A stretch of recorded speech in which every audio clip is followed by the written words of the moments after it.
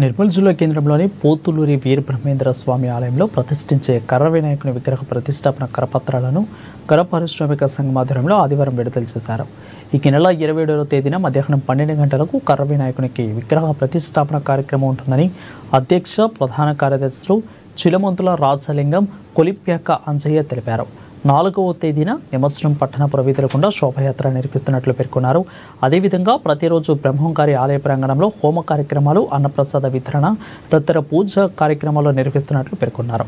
నిర్మల్ జిల్లా ప్రజలు పెద్ద సంఖ్యలో తరలివచ్చి కర్ర వినాయకుని దర్శించుకోవాలని కోరారు. మన నిర్మల్ పట్టణంలోని కర్ర వినాయకుని యొక్క కరపత్రములు మన శ్రీ పోతులూరి వీరబ్రహ్మేంద్ర స్వామి వారి దగ్గర విడుదల చేయడం జరిగింది.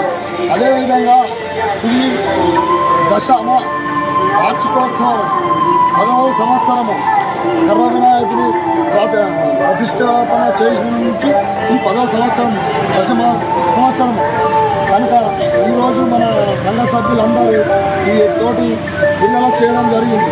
అదేవిధంగా కర్ర వినాయకుని విగ్రహ ప్రతిష్టాపన ఈ మన 27వ తారీఖు బుధవారం రోజున ఉదయం 12:45 విగ్రహ ప్రతిష్టాపన ఉన్నది. కనుక ప్రతి ఒక్క నిర్మల్ ప్రజలు ఖచ్చితంగా రాగలరని కోరుచున్నాను. అదేవిధంగా 27వ తారీఖు నాడు బుధవారం నాడు కర్ర వినాయకుడు విగ్రహ ప్రతిష్టాపన మరియు మళ్ళా గురువారం 4వ తారీఖు గురువారం రోజున